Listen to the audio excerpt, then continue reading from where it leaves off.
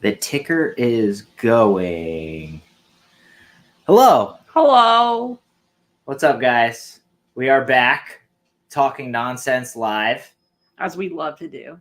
It is a lot easier for us to do a review on a movie where there's like kind of a lot to say live. So that way you don't have to edit and like piece together a lot of photos and video clips. And if you remember correctly, I went live one time a few months back when the Exorcist Believer trailer came out, and they copyright struck me before the video even finished playing, which is ironic because it's like free advertising, but that's a whole nother thing. But we are here today, my lovely wife Vicky and I, to talk about the new Exorcist Believer, which we watched last night because it is now available on Peacock.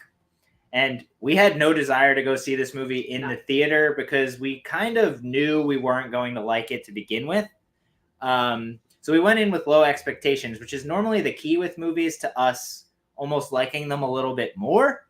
But in this one's case, it didn't work in its favor. At the start of the movie, again, I had very little urge to even see it.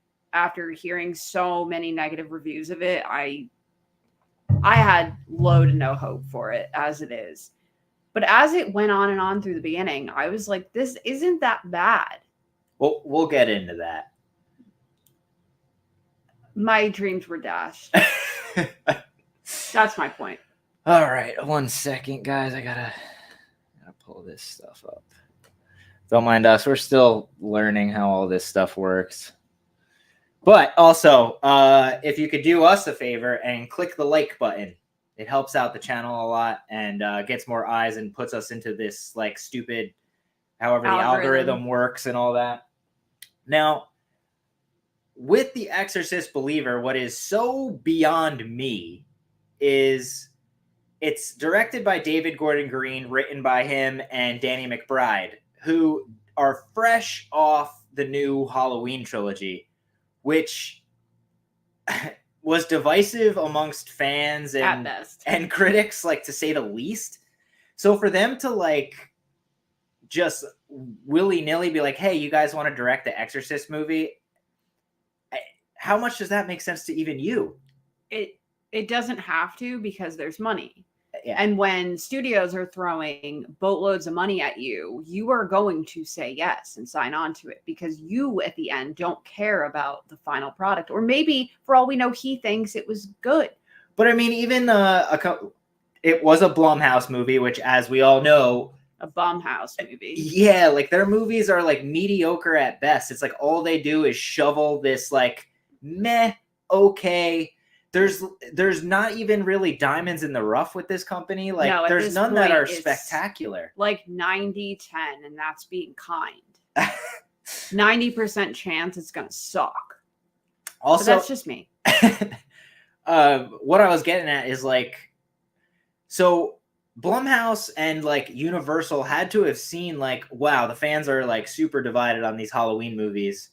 So like for them to even be like, hey, do you want to do this? Like you already are excommunicating almost like half the fan base that would go see this movie to begin with. Like the people that like hated his new trilogy and thus are like, well, fuck David Gordon Green. He's an incompetent director and all that. But like, I don't know. Point blank, their bottom line is to get butts in the seats, as we all know. Which we'll get to as to why how they tried it in this movie. That worked out because people went to see it for the most part. It wasn't like Halloween where it guaranteed butts in the seats regardless. Yeah, it wasn't a colossal failure. Like it did make money, but not nearly enough to recoup what they spent on this movie. Well, yeah, they threw money at him. So in order to get the rights to make this Exorcist movie, which isn't just an Exorcist movie, before even any of these movies came out, they signed on to do a trilogy, a fucking 3-movie deal. And it's like, dude, how do you know the first movie is even going to work out? It's a lot of faith. Yeah. They paid $400 million for the rights to even start making this movie.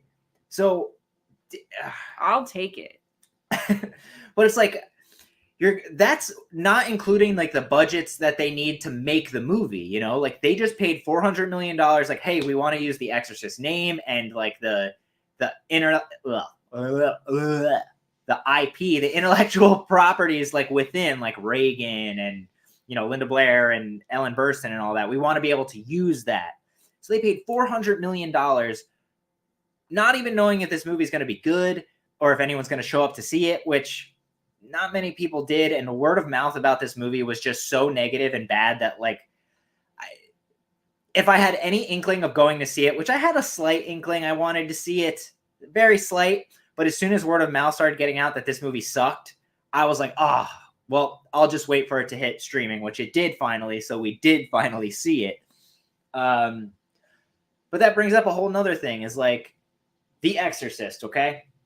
The original Exorcist is widely considered to be like one of the greatest, if not the greatest horror movies of all time.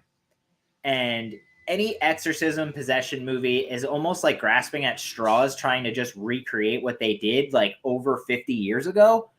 And they all just feel like copies and disingenuous. And I just never could get into them. Like even within the Exorcist movies themselves, like the first one is really like the only good one. The second one sucks. The third one's okay, but it almost doesn't even feel like an Exorcist movie, and that's why it works. And then forget the prequels, Dominion and The Beginning, the movies that are essentially the same that they just reshot. Those are awful. All right, well, I'm rambling now. Let's get into The Exorcist Believer, which we just watched yesterday. So, do you want to break down the plot at all? You're better at that. I'm much less articulate when it comes to that kind of thing. Getting to the point. Okay. As we know. Now, if I start rambling, you yell at me, okay? I'll grab and you guys too. Anyone that's watching, if I'm going on too long about something in particular, please feel free to just holler at me. I'll laugh. I can just go on and on about stupid shit. Let me get a sip of coffee so my throat doesn't dry out. Get ready, guys. Okay, so The Exorcist Believer opens 13 years ago in Haiti with our main character played by Leslie Odom Jr.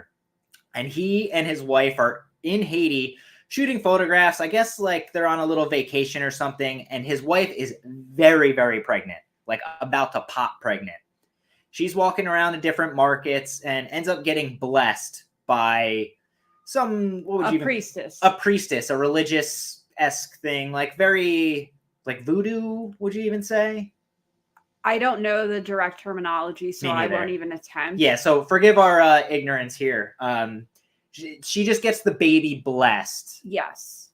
So she gets tired after the fact and leaves Leslie Odom Jr. to go shoot more photographs, and she's going up to the hotel room. When she gets back to the hotel room, a fucking massive earthquake starts fucking rattling the hotel, and the hotel starts falling to pieces. The whole entire country is just in shambles.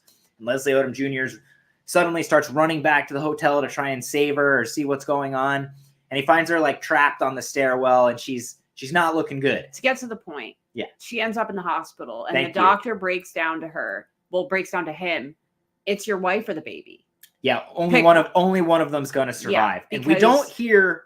If we try to save her, you're going to lose a baby. If we save the baby, she's going to go. Yeah, so we don't find out who he picks exactly.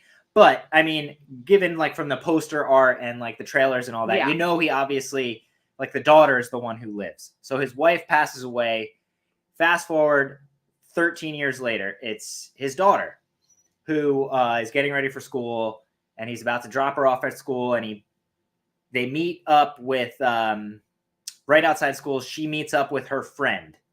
What are their names? I don't remember. Angela is Leslie Odom Jr.'s daughter's name. Okay. And I don't remember I'm so bad with names, even in movies. It's insane. Let me just pull this up so I don't mistake anybody's names. Forgive me. But yeah, go ahead. You can keep continuing the plot. So he is obviously very overprotective of her based on what's happened to her mother. And also now this is his last essential relative that we know of that he has. So he holds on to her clothes. She keeps insisting, like, let me go out and do my own thing and yada, yada, yada. And like, I am going out with such and such friend, which name he just looked up. What's her name? Oh, you didn't look it up. You just pulled it up. Catherine, my middle name, ironic. She's going with her to her friend Catherine's to study after school, blah, blah, blah, to the point. So after the school day is over, Catherine and Angela are seen leaving the school, walking into the woods. They are going to try and talk to spirits because Angela wants to try and communicate with her mother, who she never met. At least that's what she says she was doing. So they disappear. She's supposed to be home for dinner, never comes home. Leslie Odom Jr. is freaking out, calls the parents. He's like, what's going on? Blah, blah, blah. And they can't find him. They go through the woods and they find a shoe that they assume is one of the girls, and boom, a citywide, townwide manhunt is underway for these two missing girls. And then you get a whole lot of the parents bickering and blaming each other. And yes, Catherine is the white girl of the duo. The duo. She has both parents who are very religious, and they're very involved in what I would assume is some variance of Christianity, like a mega church type deal. Yeah. So you get the bickering of, like, people under duress. They're like, where's my daughter? So they start yelling at one another like it's their fault. Everyone else is at fault except you. And in reality, no one's at fault. But that's besides the point. So 3 days later, the girls are found in a barn 30 miles from where they went missing.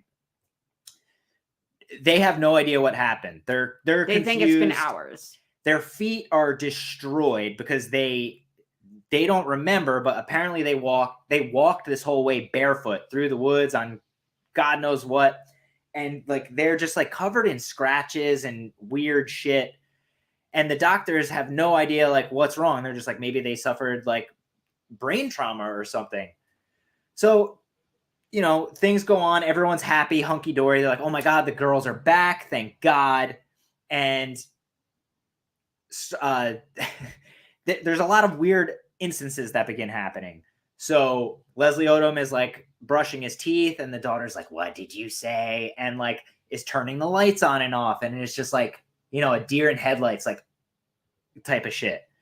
So he's just like, oh, maybe she's just, going through it. She's still coming to a little. I hope you're ready for me to do this to you randomly throughout the apartment at random times of the day. Turning the lights on and off. I am going on and on, but me explaining the plot will help you, the viewer, better understand like where I'm at. And I also think it'll help you understand where you're at. Yeah. So thank you. So, okay, the next day, Angela, Leslie Odom's daughter, wakes up and like she pissed the bed. And Leslie Odom's like, what's going on? And blah, blah, blah. He tries to run her a bath, clean her up. He's like, what the fuck is going on? And she ends up like having like it definitely looks like a seizure of sorts. She's having like a seizure. So he takes her to the hospital to get checked out again. But also the bath is full and she's not in the bathroom anymore, and the water's all black and murky. And like dirty. Like they find like this little lake in the woods when they're looking for the girls. I wouldn't even call it a lake. It's just like a flooded out little walkway. Yeah. And it's just like, I guess that's what it's supposed to be. Okay, so she's now in the hospital and she's got new scratches now all over the place. Now we get cut to the church where Catherine is, the white girl of the duo. And, they're going through the whole reading off of passages from the Bible, and they start passing around like the Eucharist and passing out like the wine and all that. And the body and the blood. The body and the blood. Which, and of course the parents are kind of absent-minded, and she slips away again. They're like, well, where the hell did Catherine go? And now comes the part that everyone was talking about when the trailer came out that was super fucking cringy. So the priest is going on giving his sermon, and she just walks in and she's like covered in, I don't know if it was even blood or she fell into like the wine or something. It could have been both. Who knows? Yeah. But it's not as cringy when you're watching the movie as it was came across in the trailer. At least to me, I was like, this is kind of within endearing. context in the movie. So she's walking down as he's giving the sermon, and she's just like, the body and the blood. And she's walking like, she looks like she shit her pants, like when she's walking. She's like, she may have, we don't know. Yeah, I don't know. I mean, these people don't realize that they're possessed. So, and she's like, the body and the blood, the body and the blood. And everyone's just like, shut up, stop. So she gets brought to the hospital again. So it's like, obviously something is wrong with these girls. Okay. And now I will stop with the plot there just for now. Now, up until this point in this movie, it was fucking awesome. I was in. Like, I was like, what was everyone talking about? This is like, all of this has happened over the span of the first 35 minutes of the movie. And I was like, yeah, this is great. Well paced. Yeah, very well paced. At least a slight shit. Yeah. It almost like is like a great crime suspense thriller. Yeah. It was awesome. And I was like, at the start, I'm thinking like, wow, everyone who reviewed this movie is a fucking dick. I should have been suspicious right at that moment.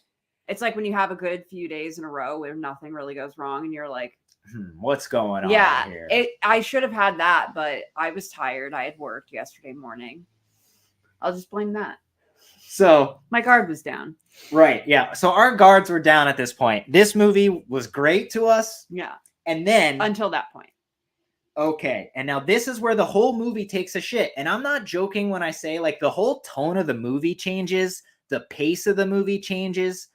And it almost feels like scenes are missing. It's like the whole thing goes from great pace to fast forward mode. Yeah, nothing makes sense because you never see the context. You never get the full picture. Yeah, it doesn't. You never get anything that makes you understand why everyone has come into a collective agreement. It's like you leaned on your remote and hit skip to the next scene. Yeah, and you're like, oh shit, I must have missed something. No, not here. No, you didn't. So, after they're in the hospital again, you meet another main character who is a pseudo-religious woman who is now, I guess, like a nurse, like a registered nurse. She's helping Angela. Angela? Yes. So, forgive me again. I am so bad with names, even in real life. That's why I'm here. And she's helping her out. And all of a sudden, this is when we get our first like glimpse of the demon voice. So Angela opens her eyes and she's got like, we've all seen an Exorcist movie. She's obviously fucking possessed.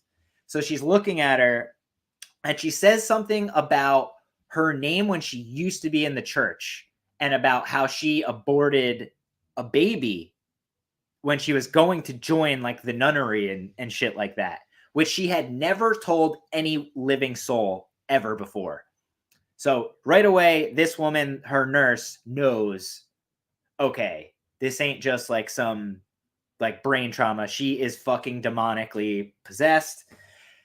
So, after all is said and done now with this, Angela is going to be checked into a mental institution by Leslie Odom Jr. because he doesn't know what to do. What do now? Like what? There is no explanation for what is happening here. But he also never gets a full glimpse of her like demonically possessed. Neither so like do we. You as the viewer are like, well, why is he all of a sudden just going to check her into a fucking mental ward in 5150 her ass? He's a single parent. Yes, he is a single parent. But also like, the reality of 2023 is there aren't very many of those left. So. But we get a glimpse of them walking through this mental ward. And when he comes home, that woman, the nurse, shows up with a book. God damn it. I'm sorry. It's just like the movie got so bad at this point that it like almost makes me mad. Yeah, I'm sorry for all of you watching. Yeah. So she shows up with this book who is written by Chris McNeil. Which, if you're a fan of the original Exorcist, Ellen Burstyn's character. Ellen Burstyn. The mother of Reagan. The mother of Reagan, Linda Blair, from the original movie. So within this book, it's her talking. Top. Okay.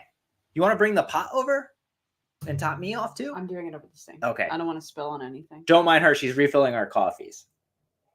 I need it for this. Yeah. Okay. So I'll go on while she's doing that. Let me adjust my mic here.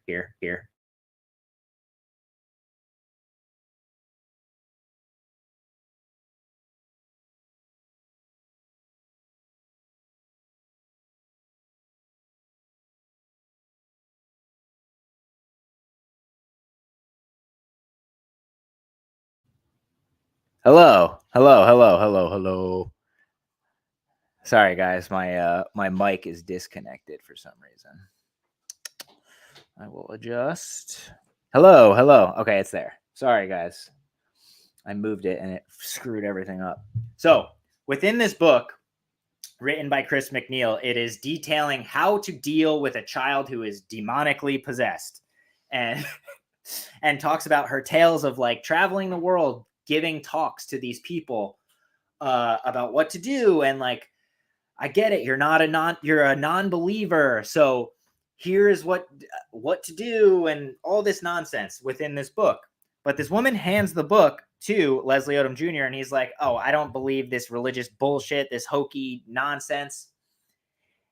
And boom, the next scene is him freaking out, watching YouTube clips of Chris McNeil talking about her fucking life, talking about demonic possession and all this shit. And we're like, we as the audience are just led to believe, oh, he just read this fucking like 300-page novel in like 2 minutes. So he calls back the religious woman who he shunned away, like, I don't believe in that shit. And she gets into contact with Ellen Burstyn. And because she just knows her. And Leslie Odom just shows up at her house. Yeah. And she's just like looking out the window like, hey, how's it going? I wish you did that when we were watching. Hey, how sad. I would have died. Like, you know damn well this like 88-year-old lady sees a black man show up on her back porch. She's like, holy shit. Like, no, considering who she is and who she put herself out to be in writing this book, I would hope so, but I mean, come on. So all this is happening so quickly. Like, all this happens within like a 3-minute span now. Okay, so she lets him in and he tells her, listen, I know you've dealt with this in the past. I need your help. So you're like, oh, sick. We're going to get to hear what happened to Chris McNeil the past 50 years. What the fuck has been going on? But we don't get a break at all. Ellen Burstyn is a cardboard person, essentially just reading lines here. Yeah. And she gives her whole spiel about how she went around the world, wrote this book, and Reagan, Linda Blair, doesn't want anything to do with her anymore after the book came out. And you want her to like go into detail or pause and be like, you know what I mean? Like, to Leslie Odom Jr., but instead be relatable. Instead, she just talks for like a minute straight with no break, and she's just like, yeah, she doesn't want to see me anymore. And you're just like, wait, what's happening? Boom. Scene cuts. She shows up at the mental ward with Leslie Odom Jr. No questions asked. She didn't need any convincing. And she just shows up, and Angela, who is now very obviously demonically possessed, has written Reagan with her fingernails on like the back of the window. Same. And Ellen Burstyn's just walking up to the glass and she's just like, she knows who I am. Yeah. We both died laughing. And it's like, what do you mean she fucking knows who you are? She didn't say a word, nothing. Mind you, Ellen Burstyn has now only been on screen for less than 5 minutes. And we're both having a tantrum on the couch watching this. And you're just like, this old woman is just agreeing to go. I mean, it was in this vast amount of moments that we were like, now we get the bad reviews. Yeah. Okay. Oopsie. Yeah. Sorry, I just need a sip of this coffee. The funny part is we are still just talking about the plot, but that's okay. So that happens, and she's just like, yeah, oh yeah, she's possessed. And it's just like, shit. I still want to know what drove Leslie Odom Jr.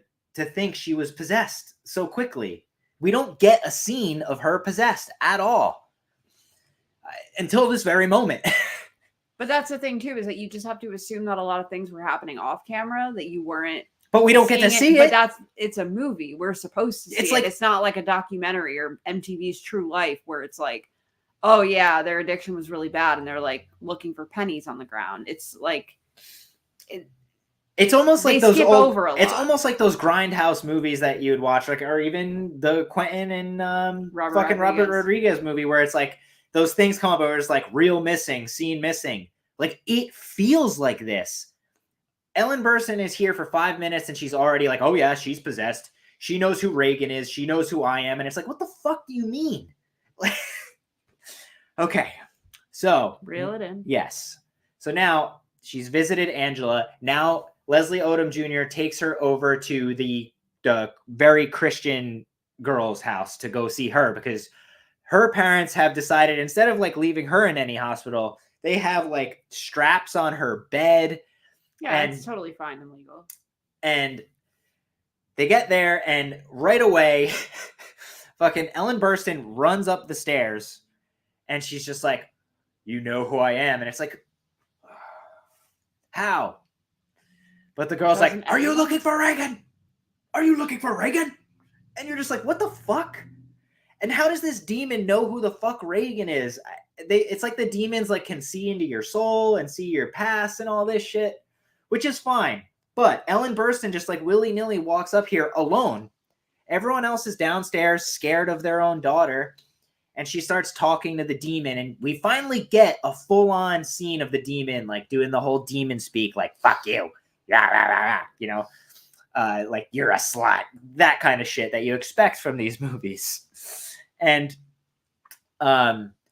eventually, like, Ellen Burstyn real quick tries to like say like a prayer and like cast the demon out. Like, demon be gone type shit. Like the power of Christ compels you, just like the original.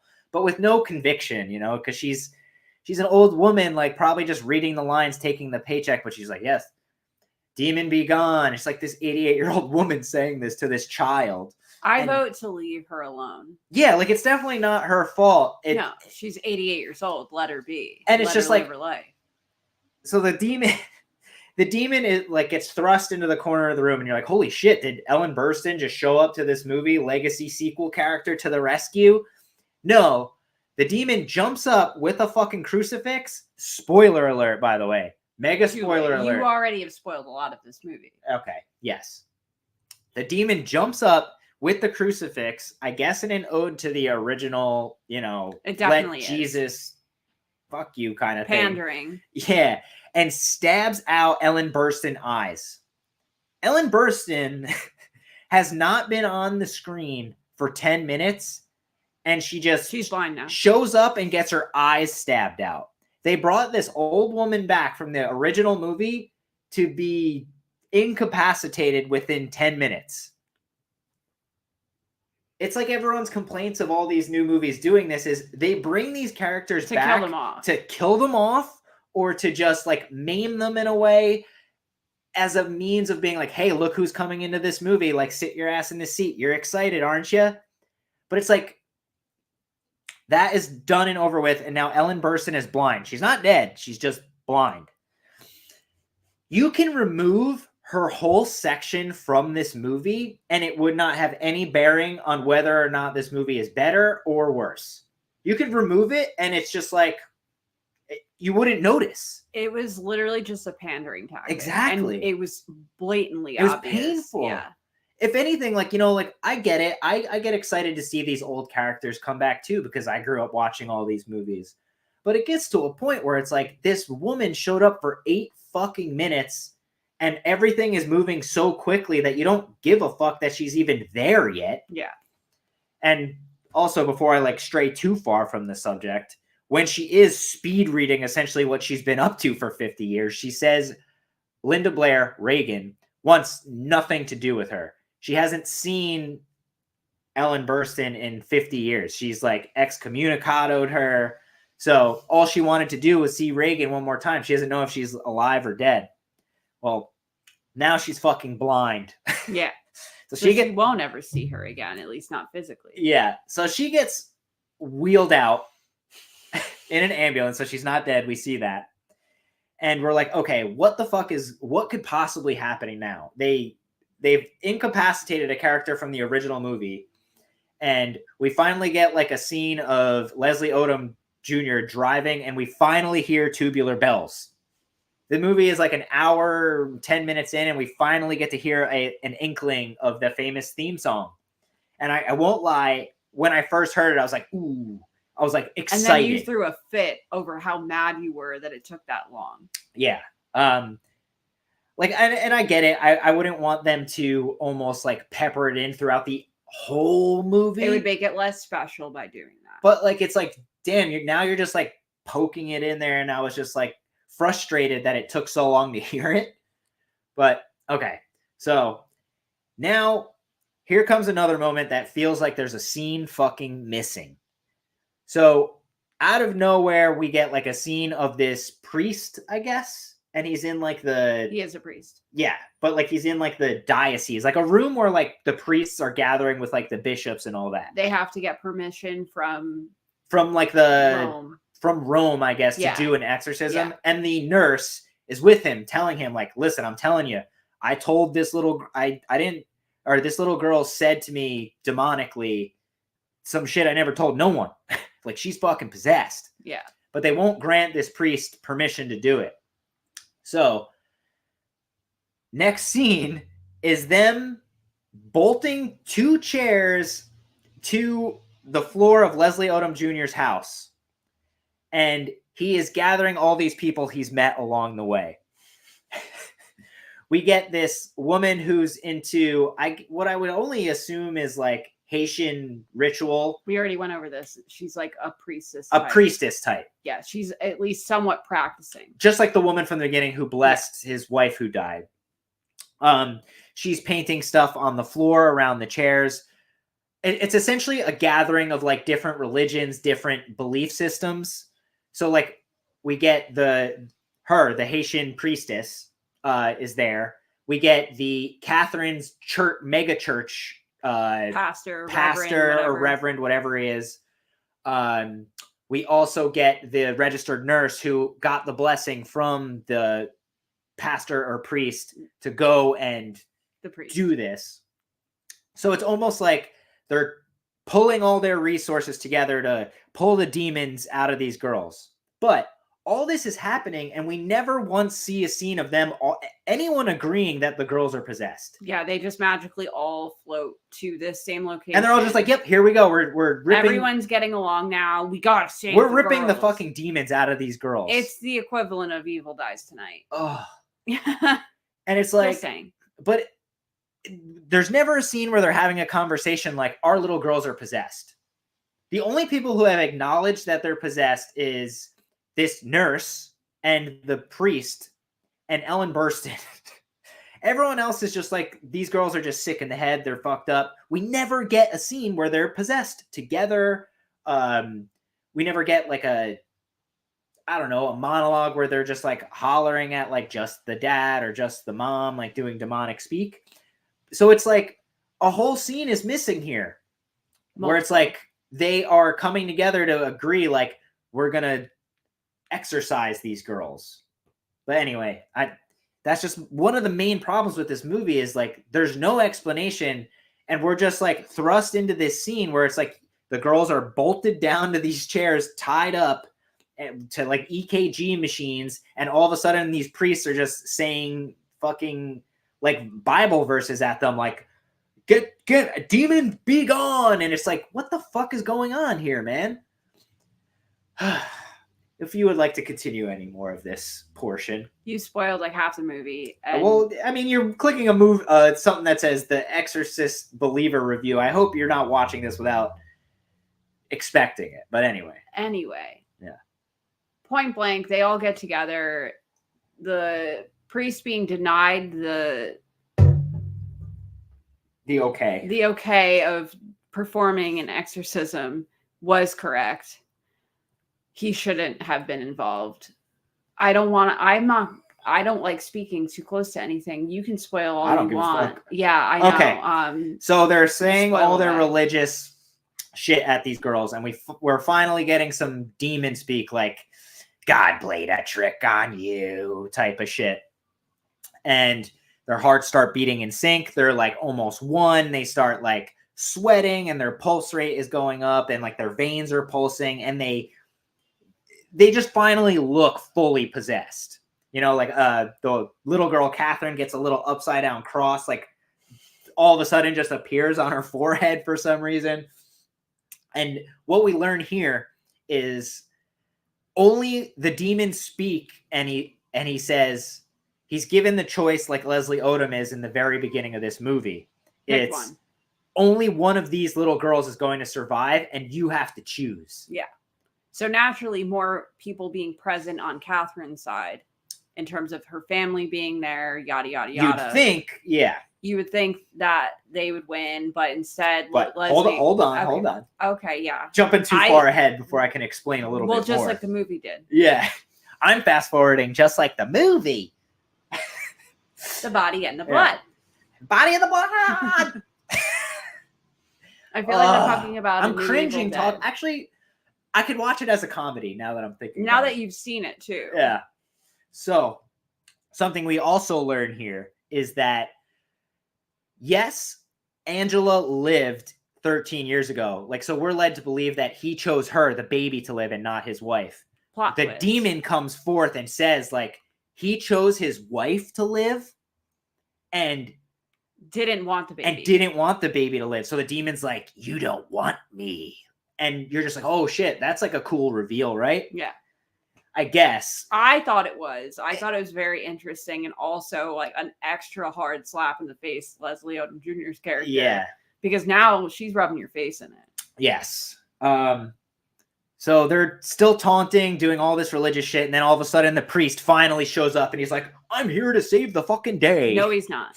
So he like puts his hands on the two girls' heads and he's, quoting scripture at them, demon be gone, like the power of Christ compels you type Evil shit. dies tonight. Demons die tonight. Just like oh, excuse me, sorry.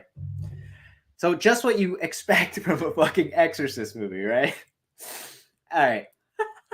And all of a sudden, his fucking head and neck start breaking. And you're like, oh, Jesus Christ. Another Exorcist movie trope.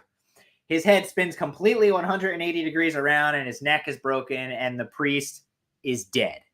The priest is dead. Thought he was saving the day. He does not save the day. He is dead. Meanwhile, this whole movie, I'm thinking to myself, I guess they gave up on the head spinning because it's 2023 and they realize it's not physically possible. You know what we don't get, which is like kind of like almost shocking? Walking backwards down a set of stairs. We don't get like any spider walk, which was nice because every horror movie has like a fucking spider monkey walking thing on like the walls and shit. Did they even do it in Scary Movie? Probably. And Cobweb did it. They knew Evil Dead even did it. True. We don't even get like a pea soup moment. That's fine. Which is shocking. We get a moment where like the one little girl goes blah and like does a quick little split in the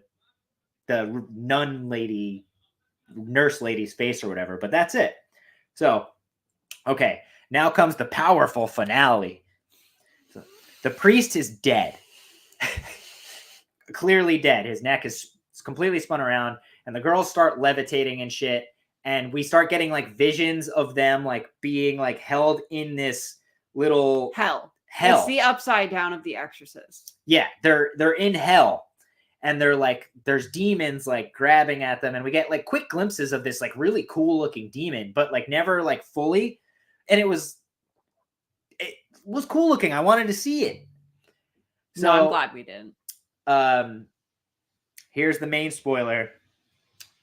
Leslie Odom gets thrown back and he grabs his little girl and both their pulses stop beating. And you're like, oh shit, they're both dead. No. We get a scene in what is hell in this little like water zone. It looks like where they found the shoe. Yeah, like it looks like a little lake type thing going on. And we see Catherine there and you're like, oh shit, like she's still alive. And then all of a sudden you just hear, Catherine, I choose you. And she gets fucking dragged to hell.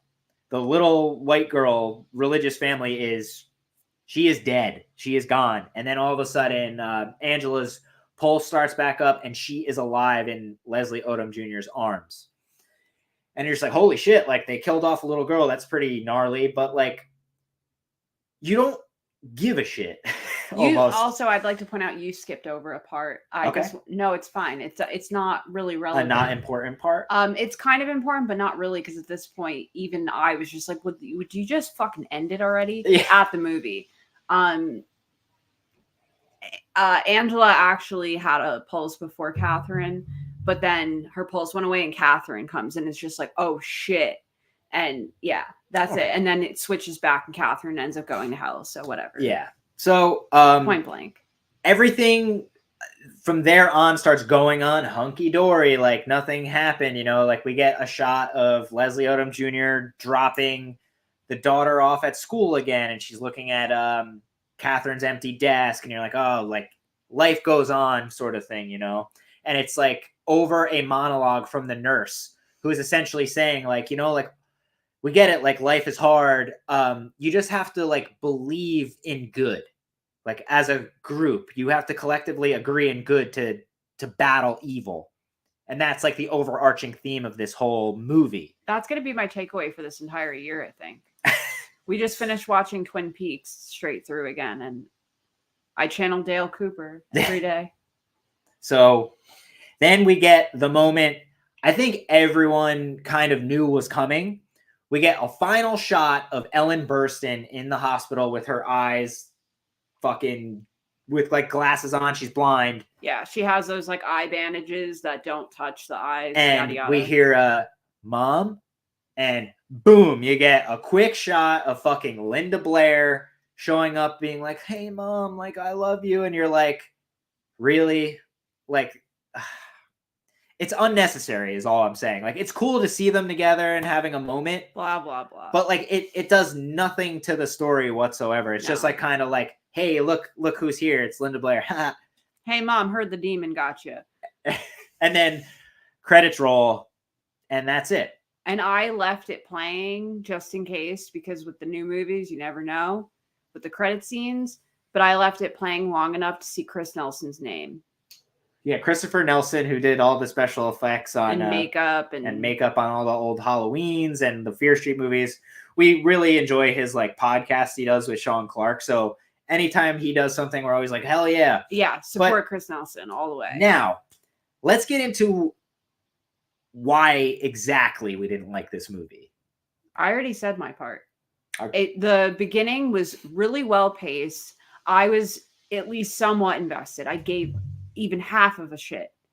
Yeah, I was curious to see what would happen going forward. First like 40 or so minutes of this movie is great, like I said. Yeah. It is paced wonderfully. You're almost like on the edge of your seat, like, holy shit, what happened to these little girls? No, but I was like, what are they going to do? Yeah.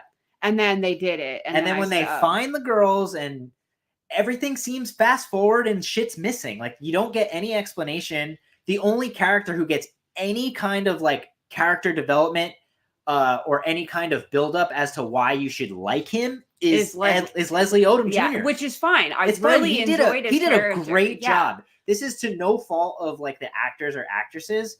It just seems like they didn't know what to do, and like they reshot half the movie and just were like, here you go. Here's some demonic shit. Here's them getting exorcised, and boom, hit the credits, throw Linda Blair in there. Like, let's tickle everyone's balls and be like, haha, there we go. I also just want to point out the irony that we did see one of the girls possessed more frequently than the other. And the one we saw more possessed was Catherine of the White family.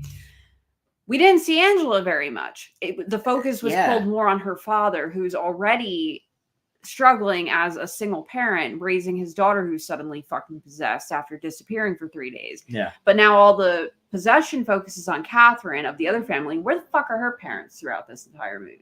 They kind of like mega churched and did. Well, no, like they show scenes like during the exorcism where they're like kind of scared. But they're like super mum and just like almost like they don't care. Like they just want it all to be over. But it's like, y'all, I'm not touching this. Yeah.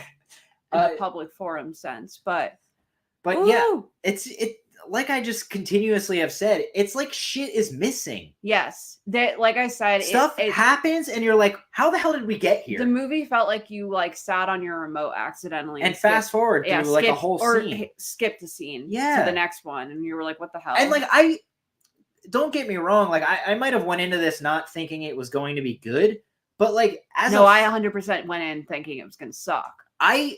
I hate agreeing with like the majority. Same. In like a way, you know, because like a lot of times I'm like, you know what? No, like this wasn't that bad. Yeah, no, this was. Usually that's the case, but with this, it's like, oh man, like it really just stunk. We purposely don't watch review videos at least until after we've seen it. So typically, like when we record the reviews for you guys when we go to the movie theater to see a new movie, we try to give you a warning, like if you haven't seen the movie, don't watch. But not even that. It's that we will record our reaction before we go in, and then after we record our video, we'll watch all of the YouTube reviews, so it doesn't skew our opinion of it. Right, like we want a genuine reaction. Opinion. Yeah. With this movie, we kind of watched reviews because we had no plans to go see it. If you played them, I didn't watch them. I was so bummed. I'm like, I don't want movies to be bad, especially something like as amazing as The Exorcist, Like, I go into a movie that has The Exorcist attached to it, and I expect to at least be a little scared. A little, get, how you watch the original movie and you finally see her in that fucking bed, you almost are cold. You're nervous. Yeah, whereas I was just cold watching this one because it was physically cold in our apartment. But that is another thing that this movie fails to do. There is not a single moment of fear or even attempts at scaring you as the viewer. Bill described it perfectly earlier. It felt more like a crime thriller. Yeah. And the best part of the movie. It's just not scary, and it doesn't ever try to be. I just don't understand how you can make an Exorcist movie and not try to make it scary. You know what I don't understand? What's that? How there's going to be 2 more. Yes, that gets another point. It almost makes me wonder is the whole fast forwarding, seeming like scenes are missing is almost like they left spots blank with the intention that they're going to fill them in with these other 2 movies. And it's like, damn, I don't know if you might not even get these next 2 movies with how much people talk shit on this one. Hey, with David Gordon Green already being fired as director. Well, we don't know that for sure. Well, a girl can hope. Maybe the next one will be better. If I go to the movies, if you insist on going to the movies to see it, I might go with you just for a giggle. Yeah. I mean, at this point, you could watch this as a comedy. It sucks that's what happened. I wouldn't go that far, but with a skewed sense of suspicion. Yeah.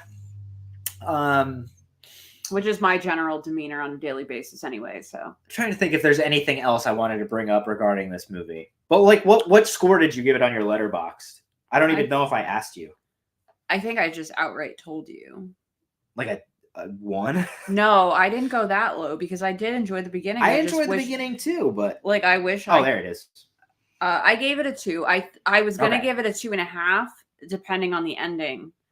The ending sucked. And then the ending sucked, and I gave it a 2. Yeah. I think Linda Blair in the very end scene is what nudged it down for me. I was like, fuck. Well, it was almost just like, haha. Yeah, don't pay. Hey, look who it is. It's like, come on, man. And it almost makes you feel like, dude, they must have paid her so much money just to do that because she doesn't want to be associated with this stuff that much anymore. And you technically rated it higher than me. Did I? Oh, yeah. I gave it I was shook when I saw your rating. I gave it a 4.9 out of 10. Yeah. But that's terrible to me. Yeah, but I don't like to give anything lower than a 5 to me is borderline unwatchable. And this just crossed that for me where I'm like, I don't know if I'll ever have any desire to revisit it. And for me to like a movie, I almost want it needs to have some kind of rewatch value. This movie's going to hit 4K and Blu-ray and shit. And I'm certainly not going to buy it. Probably is tomorrow. Who knows? The 19th. Oh, you know. Okay. I already know. But yeah, sorry to say, I hate to contribute to the mountain of negative press that this movie got. It certainly wasn't for me. I didn't like it. It was for good reason. Yeah, but it's just it's a shame. You hear The Exorcist, and I expect great things. I don't anymore. And this series has continuously, time and time again, just failed to recreate that. And it also brings up a point as well. Yeah, even with say the new Strangers movies that are coming out, or more Conjuring movies, or Annabelle, and it's just and Insidious. It's just or Saw even. Granted, Saw X was okay. It was okay, but who is asking for this shit? No one. It's like they spent $400 million fucking dollars just for the rights. To do these movies, and it's like, who is in their ear being like, you should make some Exorcist movies? I'm not clamoring for some exorcism shit. I'm definitely not. Y'all know how I feel about possession movies. I'm bored. They're just all the same ripoffs of the original. And this one doesn't even come close to it. It's just sad. If I have one thing to say that I'd be curious about with the current storyline with Believer, is if there is some sort of director's cut where I wonder if there's any deleted scenes that would lead to some explanation or more character development. Yeah. Or we get to see some more of those demons that Chris Nelson made, because they looked cool when you get the quick glimpses of them. But you get a quick glimpse and that's it. Yeah. I would be curious to see that, not curious enough to spend money I don't have on a disc just to see if there's I don't like the movie enough to own it, and that's unfortunate. Yeah. Which brings us that wraps it up for us. And this is why we wanted to do it live, because looking at how long we've been going, just Bill would be editing for like 3 days. Yeah. I put a lot of effort into editing the videos we do, even though they might not look it. It's very time consuming and a lot goes into it. So just seeing how long we've been talking about this movie that we didn't even like, I would be so fucking livid editing it, because I'd be like, this movie fucking sucks. Why am I doing this? You would lower your rating just based on having to edit our review. Yeah, but you know what? This movie's even worse. Yeah. But on that point, Bill loves to go movie shopping on the weekends. I do. Yeah. I'm sorry. Yeah, you got me. Yeah. Well, we'll do this one first, because like we already did. My general demeanor is to the point. But it's been a long time since we showed any of the movies we've gotten recently. So I figured this is going to be like, it looks like a lot, but it's been a very long time. And with Black Friday and shit, like everything has been on sale. So decided to like pick up movies and upgrade movies that we've wanted to do for a while. So we'll take this time to just show you more of that stuff. So if you saw our short, the Criterion sale, which is the only time you should ever buy Criterions is during the sale, because they're like regularly $50 fucking dollars. Rightfully so. You get a lot. Yeah. But we got okay. Okay, here, she'll show you. Anyway, as I said, we just watched through Twin Peaks, the whole series, the movie. Of course, we watched it in order. When The Return, the third season, first premiered, we weren't caught up in time with our last rewatch. We haven't watched all of it since that. So we watched it all the way through. We watched it all the way through, and I had such a hankering for Twin Peaks, probably just the season weather and whatnot. I think it's because every time we watch it, it's like fall cold, going into winter. Dark early, you know. Great, by the way. Fucking love Twin Peaks. Yeah, I love it even more somehow. Like I said, I've been things the more you rewatch it. Yes, and I've been channeling Dale Cooper every day since. But after we finished Twin Peaks, it's like, what do now? So then we started going through our collection and rewatching a lot of David Lynch's movies. And realize that, like, holy shit, all these are old and, like, there's so many better versions of them now. Yes. So I used the sale to kind of, like, pad the collection with upgrades. This is the newest one you got? Oh, yeah. So the newest David Lynch Criterion Bill bought was The Lost Highway. Great fucking movie. Not The Lost, just Lost Highway. 4K, which it looked really good, actually. It was probably the most attention I've ever paid to it, and I realized I really, really enjoy this one. Lost Highway is, I hate saying, no, it's definitely not my favorite of his, but it's one of the best. Bill Pullman, Patricia Arquette, fucking incredible movie. I remember seeking his movies out and us having such a hard... No, after getting you into Twin Peaks, because when we first started dating 10 years ago... I refused to watch David Lynch when we first started dating because film school. They jammed Eraserhead down my throat. And then he met me and I loved it. And he's like, oh, she's psychotic. They were just like, you're supposed to like this. And I was like, oh, fuck off. Like, it's fine. It's experimental. It's great. And as I've gotten older and like can watch things at my own decree and not have movies forced upon me and write papers on them, I love Eraserhead now. But like I had a disdain towards David Lynch. Understandably. But now I fucking love his movies because they're they're almost like watching a dream unfold. And I love that because my dreams are so regular to the point that I don't know if my day-to-day life is really happening or if I'm remembering things from a dream I had, because like they're dumb and dull. And his movies feel like dreams in a normal dream sense, if that makes sense, where things are like weird and off. Mine are so dull. And then also, go ahead. I'm just gonna stick with the Lynches for now. Keep it going in a row. Blue Velvet. That one we still have to rewatch. I haven't watched. Yeah, we haven't rewatched Blue Velvet just yet. God, so beautiful though. But I think, like I was saying with that one, it might be my favorite. I think Blue Velvet 100% is my favorite David Lynch movie. It's definitely up there for me. 100%. Yeah. I knew that before our most recent rewatch. Like Heineken? Fuck that shit. Pabst Blue Ribbon. But in all of our rewatches of Lynch movies, Blue Velvet's probably the most frequent one. Because it's the most linear. Yeah. It makes the most sense. Easiest to watch. It doesn't at all. But out of his movies, yes. Yeah. One of the least Lynch-like movies, but a story I love. The Elephant Man. The Elephant Man. Oh. Joseph Anthony Merrick. Hopkins? Yeah. Anthony Hopkins, yeah. He plays the doctor. Again, she loves this one, so I bought this more for her because this movie kind of depresses me. Yeah. It's just kind of sad. I'll definitely give it a rewatch this week while I'm off and he's at work and cry to myself. Great movie, though. It's just... It's so beautiful. It's so beautiful. It's a hard one for me to watch, like I said, just because like I kind of just feel so bad for him that it breaks my heart too much to watch.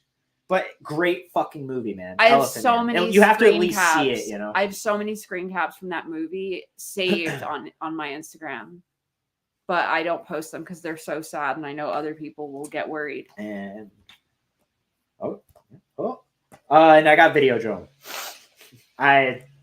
Next to The Fly. This is my favorite David Cronenberg movie.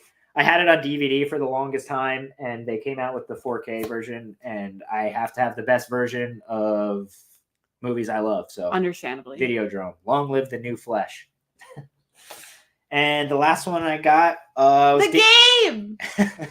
David Fincher's The Game, which Vicky hadn't seen until recently. Yeah, no, the first time I saw it, we rented it, and then it was free on like every app the next week. Pissed, but worth every penny. Yeah, Fincher is the fucking man. Like David Lynch, he's just one of those directors where it's like something he makes comes out and I am running to see it. Hello. My favorite movie of all time is Fight Club. Easily my favorite director is David Fincher. I have only realized I thought The Game was the last of his movies that I hadn't seen, and then I found out there's actually two more. Mank I haven't seen, but I also haven't seen Citizen Kane, so I'm like, I don't know. So you won't understand. Yeah. Maybe, but I don't know. I tried watching it and then realized I wasn't in the mood. And I haven't seen The Curious Case of Benjamin Button. I don't know how that's possible. That movie is a classic. I'll get to it. So, but either way, Fincher is still my favorite director. But The Game is awesome. If you haven't seen it, it's Michael Douglas. We've watched so many movies since we watched it. Yeah. Oh, Sean Penn's his brother, and he's like, My head already confuses the two of them as individual people. We talked about it while we were watching it because I didn't realize it was both of them in the movie. So it was a picture of Sean Penn on Michael Douglas's desk, and I was like, I always confuse the two of them. Don't they look so similar? And you were like, because that's Sean Penn. Well, see, I'm even confused now. You telling me because I'm like, I don't know what you're talking about. They don't look anything alike. They do to me. But The Game is great, a Fincher classic. And what spurred that was The Killer was coming out on Netflix, the new Fincher movie with Michael Fassbender. It was great. Loved it. Don't want to spoil it. It's just about just watch it and then DM one of us, both of us. I don't care. Yeah, one of my favorite movies of the year. I saw a lot of people didn't really like it. I think it is my favorite movie of the year. I really enjoyed it. Mine is not, but it's very good. I won't spoil it, but it follows a hitman and things go awry, and it's him like figuring out what to do next and the steps he takes in this world of hitmandom to right the wrongs and figure his own shit out. It is awesome. Very, very slow paced, but fucking beautiful to watch, just like all David Fincher's movies are. One thing I said about it, and I'll say it again, is that it felt like a more matured Fight Club. Like, as if the entire span of time that has passed in between Fight Club and now The Fighter, the growth you feel as a person between those two movies too. Like, I just loved it as much as I love Fight Club. Like, where I was emotional watching. I liked it, but I definitely would put it like right in the middle of his work. Oh, I loved it. I'm more partial to 7. Yeah, well, I mean, I love 7, but his newer movies, I like Gone Girl and I love Gone Girl. And Girl with the Dragon Tattoo. Yes, like the style of those movies is just so good, and it kind of does bleed into The Killer, like the way it looks, and Trent Reznor, Atticus Ross doing the soundtracks, of course, is like he did them for those as well. So it's like. Thank you for reminding me. On top of watching Elephant Man this week, I also really want to watch The Killer again, but alone, so I can enjoy it more, cry and indulge. All right, so I'll burn through a lot of these quickly. A lot of these were, again, like things I got on sale or just like impulse buys, and things I got for cheap that I just maybe didn't have and just want to have, because in the world of streaming and all this shit, stuff is just gone all the time. I'd also like to bring up that our internet went out last night right when we were going to bed. And thank God we have movies, physical media, because the internet wasn't back on until this morning, and we have no idea why. Yeah, but it's back and working, obviously, because here we are. Fuck the internet. Yeah, but in a world where you don't own digital copies, those companies can just take them away. Yep. Physical media is king. I'll always be a champion of physical media. And plus, whenever I feel like watching something that I love, I have it. And you don't have to go searching through every app. Yeah. You don't have to Google, like, what is Winnie the Pooh Blood and Honey streaming on? I feel really bad saying this, but this is my favorite horror movie of the year so far. Winnie the Pooh Blood and Honey.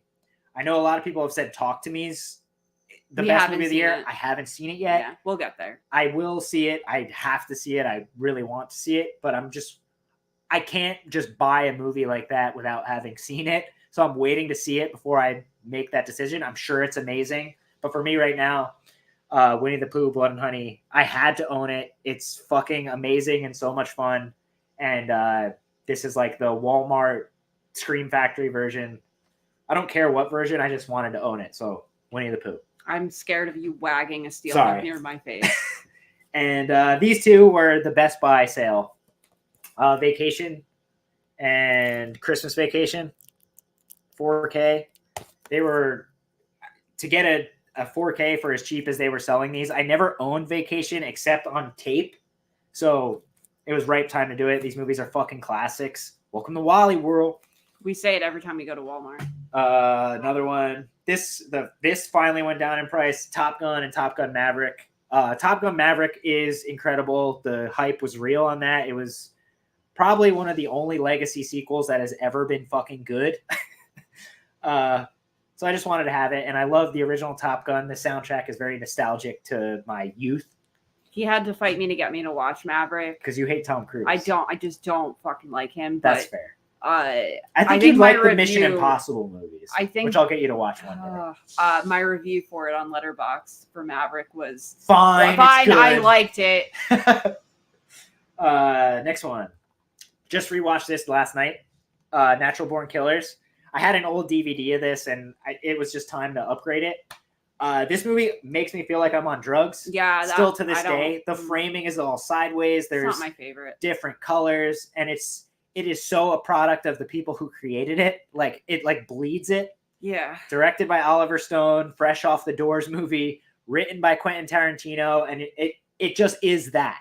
Juliette Lewis makes me pretty nauseous, so her role in this doesn't help. I fucking love this movie, but it really does make you be like, what the fuck? Yeah, I had a lot of that last night. And one I found for her for real cheap. I think this was like $2. Mystic Pizza. Vicky loves Mystic Pizza. It was a movie she like introduced me to a lot of like random. I champion Mystic Pizza. I love Mystic Pizza. Young Vincent D'Onofrio since Full Metal Jacket. Come on. And I even liked this. And like, I'm not big on romantic comedies, but that was one she showed me, and I was like, that was that was cute. I like because that. I watched it because of all the jokes on the internet over all these years, and I finally watched it. And I was like, "Fuck all." One of these days we gotta go just grab a pizza from there. Like it's only like 2.5, 3 hours from us. Maybe something like that. We'll go up there one day. Another one that was finally went down in price at all. The Matrix collection.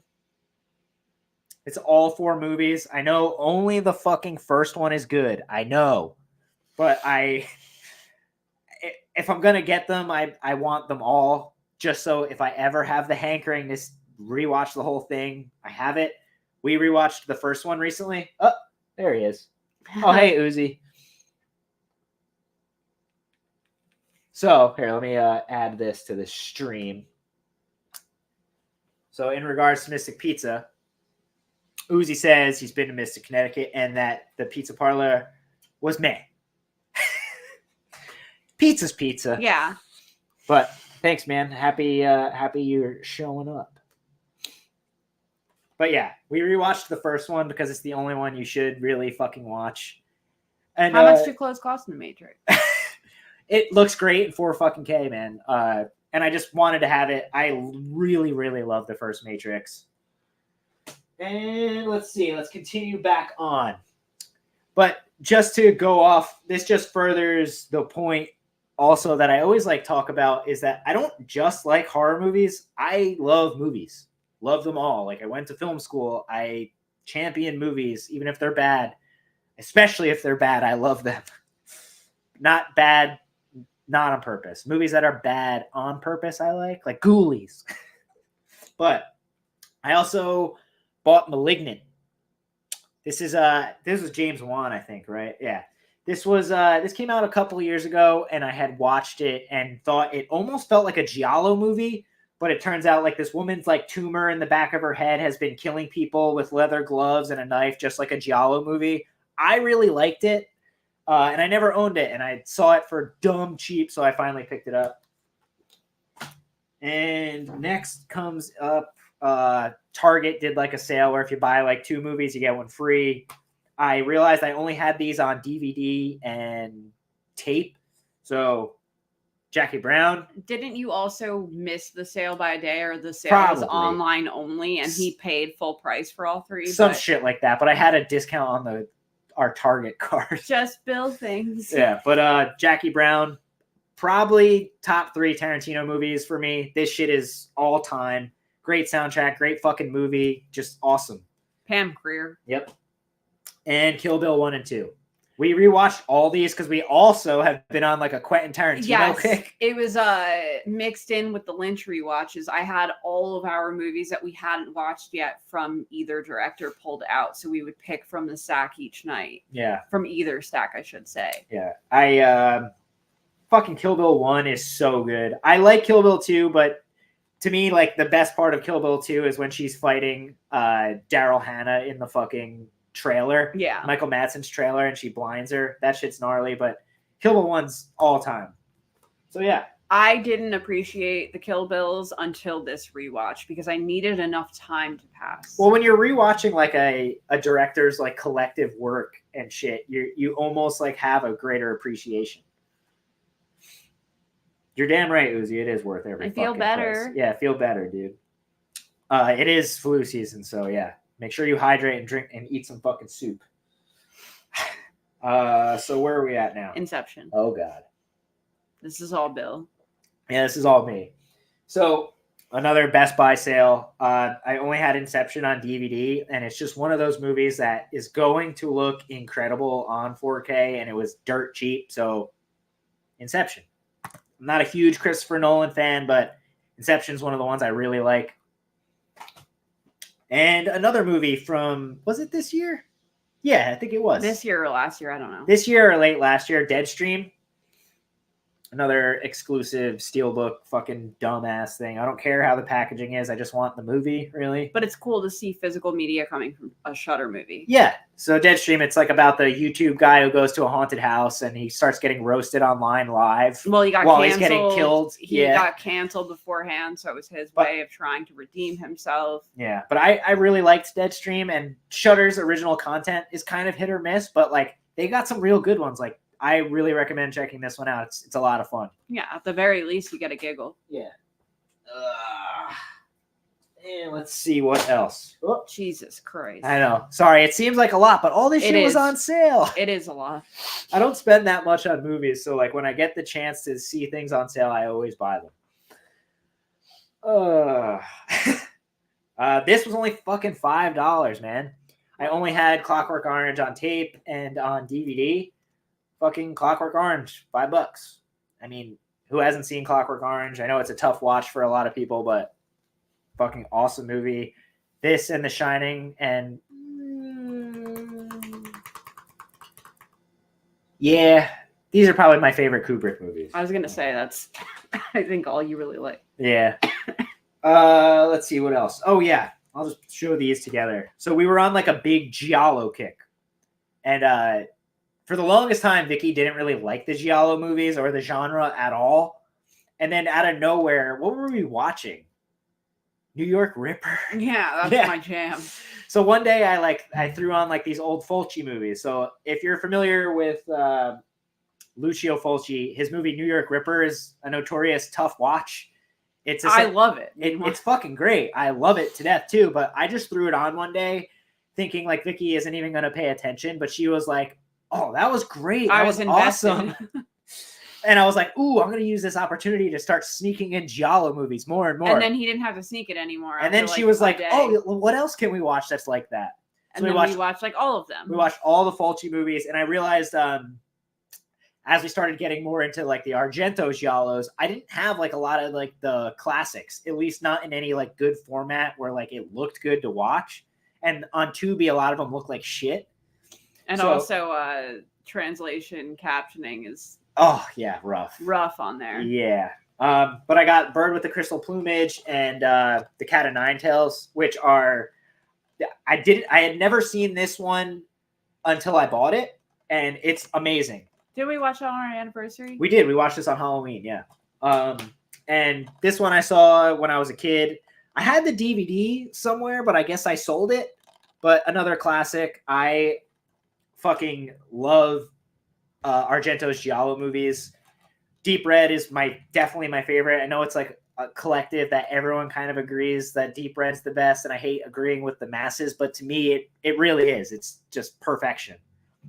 Although I don't know, Tenebrae might be my favorite. The theme song to Tenebrae is my jam. It just gets stuck in my fucking head immediately. But also something I'd like to point out is that I called it translation captioning. It's subtitles. I just couldn't think of the word. All right, so Uzi says Cat of Nine Tails is so underrated. I agree. I think it was great. I think when it comes to Argento, man, it seems like everyone only brings up Suspiria or Phenomena or Opera. And don't get me wrong, all those movies fuck. Like, they are awesome. But like his back catalog stuff is awesome. And if you like those movies, this is it's the same thing, if not sometimes better in some instances. All right. Let me get rid of that. Okay. So he says, Tenebrae's theme, Goblin's finest work. Yeah. As far as getting stuck in your head, you might be right, dude. That or the fucking theme from Cannibal Holocaust where do. No. We watched Cannibal Holocaust and fucking forget it. That shit is stuck in my head for weeks. And I'm like, I could just be walking to work and like humming like do. No, but even I rewatched. See, maybe I got it from my mom. Hold on. Dark Glasses does fuck, dude. Big time. That's another one I picked up recently too off Shudder. So Vicky's mom is in the chat. Hello. Hello, Mom. She says, I hate Tom Cruise too and can't watch any of his movies. Must run in the family. Very fair. And I can't completely disagree. I really like the Top Gun movies and I really like the Mission Impossible movies. But baby steps with bringing Vicky into that world. No, you won't ever.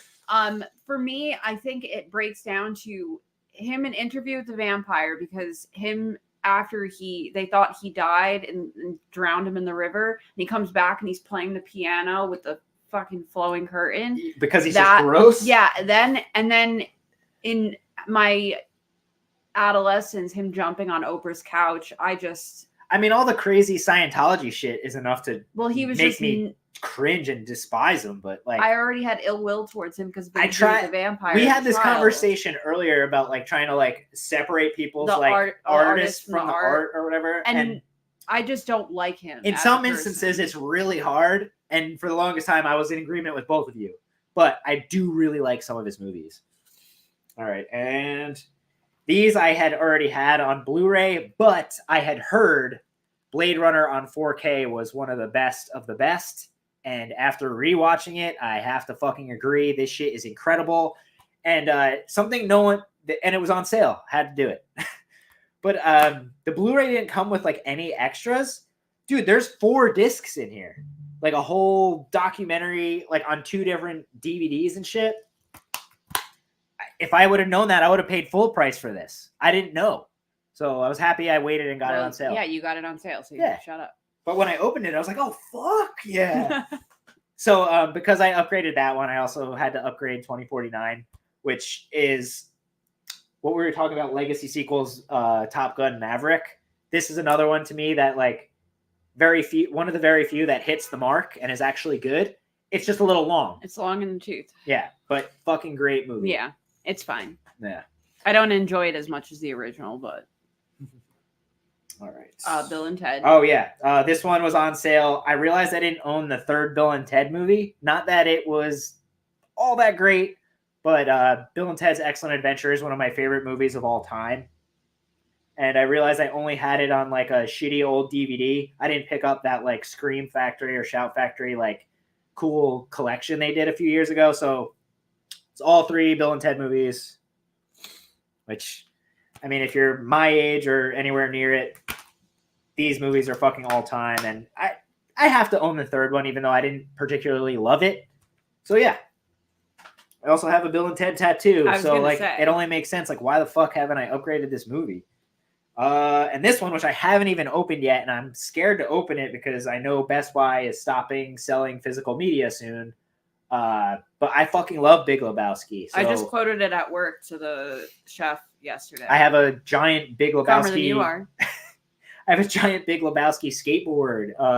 A dude and Walter, huge action figures on our wall, like literally staring at us from across the wall. So, yeah, the Big Lebowski. This was cheaper than it's ever been, and I never upgraded it from a shitty old DVD. So why not? And didn't you also shut up, Donnie, when we were watching Reservoir Dogs the other night? Oh, yeah, because it's when Steve Buscemi was going fucking bonkers. And you were like, shut up, Donnie. In our rewatching of the Quentin Tarantino movies, we watched Reservoir Dogs, of course. And the scene when he first shows up and he's like almost like cracked out. He's like, what the fuck is going on? Bah, bah, bah. So I just like looked at Vicky and I'm just like, shut the fuck up, Donnie. But, yeah.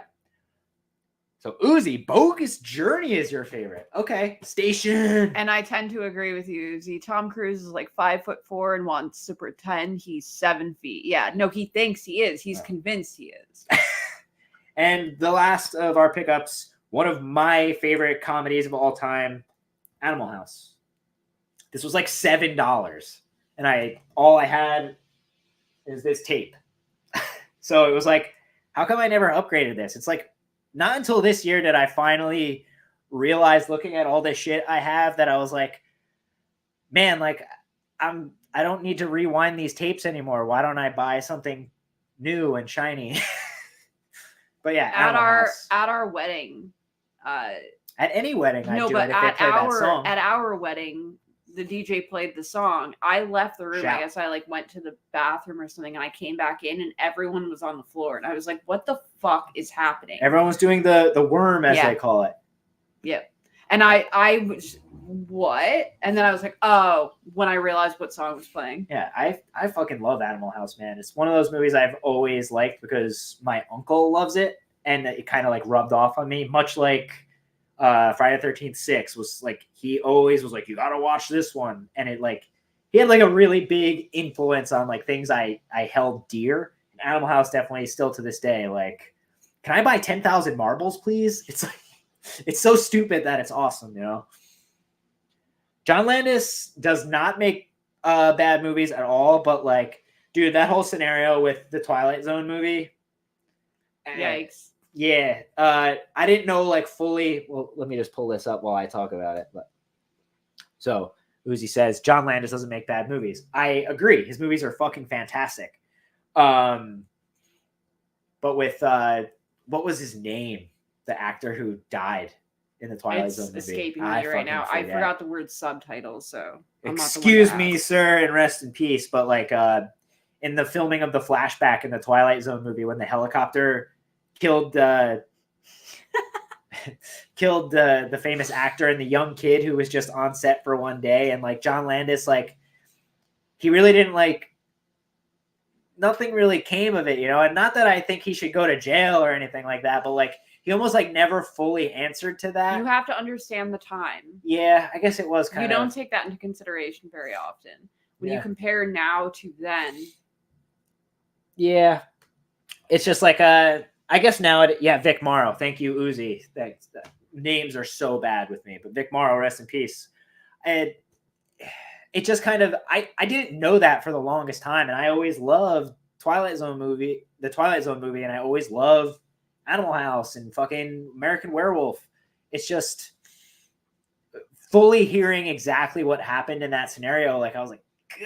I was like, this is rough, man. And I don't know. I guess it's enough time has passed that I don't expect him to make any kind of like formal apology, but it just seems like I also wasn't an adult when all this happened. So maybe he did be like, hey, like, I'm really sorry what happened, but like it never fully got fleshed out to me. And it seemed like he kind of just like hid away and was like, oh, shit happens. And it's like, yeah, shit does happen. But like, dude, that sucks. And it's like due to his negligence of not like fully looking into what they should be doing and like safety precautions. Have changed, and a lot of those things have been implemented since because of situations like that. But that being said, I fucking love John Landis a lot. That just always is like kind of a sore spot. Kick the can. Was that from the movie? I thought that was from the show. The both. Oh, that's right. Okay, yeah. So that's one of the stories that they carried over into the movie. Yeah. You always really liked that one. But your favorite is Time Enough at Last. That's it. Time Enough at Last. Where the guy is the last man on earth reading Eye all of the the books. Beholder. Yeah. Thanks, Mom, if you're still here. In the chat, not being weird. Yeah. Trying to think of what else we've watched that we could just talk about real quick before we sign out. I'll pull up my letterbox because I don't remember. But yeah, we've been kind of like really watching like our physical copies of movies again, which is nice. We were on such a track with watching Twin Peaks that like when he would get home and join me on the couch because I work. Yeah, we'd fire through a few episodes every night, which was great. But it was great knowing what to expect and having something to watch. Yeah. So then when we finished Twin Peaks, it's like, what do now? We don't want to like just throw anything on. Which led to us rewatching all like the Lynch movies and Tarantino movies. Yeah, it was just we watched Django. Well, yeah, we watched the Tarantino movies, but what did we watch before all of this stuff? I feel like we were watching like a lot of something else. Like what was on streaming recently? That was pretty good. We watched 10 Things I Hate About You. Yeah. Oh, you know what we did watch, and I kind of wanted to bring this up in general because companies like Vinegar Syndrome and Severin always do like their Black Friday new release kind of deals, which is awesome because they bring light to all these movies that have never seen the light of day, and they put them in all this fancy packaging and shit, and everyone's like, ooh, which is awesome.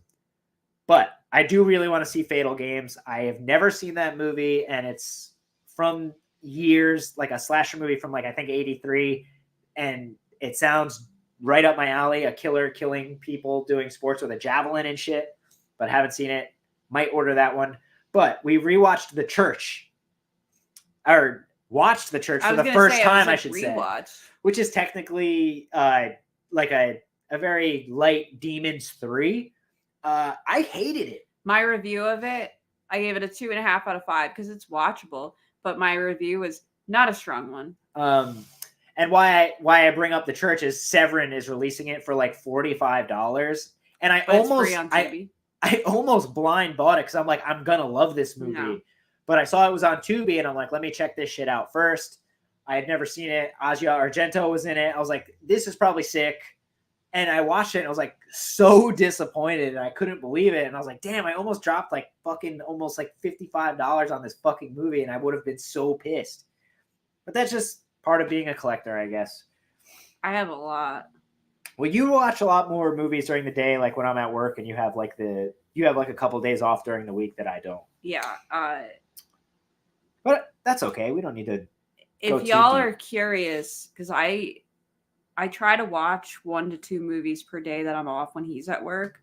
I'll usually save movies that he won't watch. Usually movies that he won't watch or doesn't want to watch for when I'm home alone to spare him. So follow me on Letterboxd at Moldy Han. I really like Stage Fright. Cemetery Man, meh. I have the DVD and I've never really gravitated towards it. So to drop like $50 on a movie is just, I'll pass. But yes, that's the beauty of like all this stuff that's getting re-released is like, yes, you can own this glorious, great looking copy of it. But all of it is, you could probably search it on Tubi and check it out for yourself first. And as a champion for physical media, I do say like, buy anything you want, anything you like. In the case of The Church, I am so glad I watched it first because I did not like it, which is shocking because I thought I was going to love it. And also, if you have an Apple TV like we do, the search option is very helpful for apps you have. But yeah, Tubi doesn't come up when you do the series. It doesn't come up, so it'll just automatically send you to rent it. Hence how I wound up paying for the game. Uzi says, I'm Mr. Blind Buy. I am guilty of that a lot. But as I'm trying my best not to spend a lot of money on shit and like saving money for bills and for Christmas presents and shit, I need to take a break from doing that because my whole life growing up, I would just buy movies. I'm like, oh, this is a horror movie? Bought. Like I'd buy 10 movies at a time back when prices were more reasonable. Yeah, and I'm a waitress relying on tips for rent, so he's on his own with this sporadic shopping. But I don't do that. I'm left with a lot of movies, like old DVDs, mostly of movies I just randomly bought, and I'm like, fuck me, this movie kind of sucks. But I'm also at a stage now too where I'm getting rid of a lot of things, or my plan lately is like if it's a movie I don't love. Now, don't get me wrong, I love the packaging. It's like half the fun of owning shit. But if it's a movie I don't really give a fuck about, I'm going to start like getting rid of the case and just holding onto the disc in like a Case Logic, I think. Like my minimalist phase, but not on a grand scale like I tried to do. But like very few movies, of course. Like just movies that are just like completely random. Like that you bought on DVD 15 years ago. I'm just trying to find one that like I might fall into this category. So, all right. So like something like this. Like I love the cases. I need the artwork for most movies. Here's a movie I bought a long time ago called How to Make a Monster. This movie is not very good, and I'm not going to rewatch it very much. So a movie like this is something I'm going to end up throwing in like a Case Logic and just be like, oh, there's that movie and shit like that. For the sake of space, because I am burying her in movies and skateboard videos that like I need to like kind of dial it back and at least put some into cases so that way we have enough room for our real stuff. Yeah, and I've worked very hard over the last couple of years of downsizing things. I sold a lot of my own things, and then he filled in the gaps with movies very suddenly. All right. Well, call it a show. But yeah, thank you, Uzi, for chiming in, and Mama for popping in and saying what's up. And thank you to anyone who listened to us talking about The Exorcist for almost a whole fucking hour. You. Yeah, mostly me. But and sorry for the spoilers, and I'm sorry that the movie sucked, but appreciate all you guys tuning in. And if you're catching it on the replay, please remember to like the video. Helps the channel. I know I hate doing the whole YouTuber spiel because I don't consider myself much of a YouTuber. I just like talking about movies, and this is the best way to do it. So please like the video, and if you would be so kind as to subscribe to the channel. We don't we don't flood you with too much shit. So I just real quick while he's on his whole spiel Ah. in his Friday the 13th collection video, I realized I used to get him a lot of random Jason stuff on Etsy, and I was like, I should do that because it's really hard to find officially licensed Jason stuff that's actually cool that he doesn't already own. So I looked it up for our wedding anniversary for Halloween, and this was his present. And it's a little you can't really make it out with this. The ring light's a lot. Cam Crystal Lake LED sign, and I got it on Etsy from RZ1031 Customs. If you guys, he does a lot of shit like this. Yes, I see him on he's there. really good. It came really well wrapped up. Works great. Battery or cord operated. That's all I got. I just wanted to point that out because I was like, I haven't gotten you things like that in a while. It's pretty cool. And he loved it, and I was relieved. Well, now it's in the background because LED lights are what it's all about in the background of these YouTube videos, right? Sure. But thank you guys so much for tuning in. And if you're catching it on the replay, appreciate you for checking us out. We do like maybe a video a week, maybe once every 2 weeks, more like every 2 weeks, especially this time of year. Her working in the restaurant industry and me being in retail, it's a shitty time to have any free time. So we'll get to it when we can. And yes, Uzi, it can change colors and it comes with a remote, so you can set it or strobe it. Yeah. But Uzi, my man, thank you so much for popping in. We appreciate you. You always liven it up for us where we were like, what do we talk about now? You always help. So appreciate that. And yeah, thanks for checking out all the fucking bullshit movies I've been wasting my money on, but thankfully they were on sale. And we'll see you at the next video. Until next time, adios. And now we'll just stand here and watch as I click end. Bye, guys.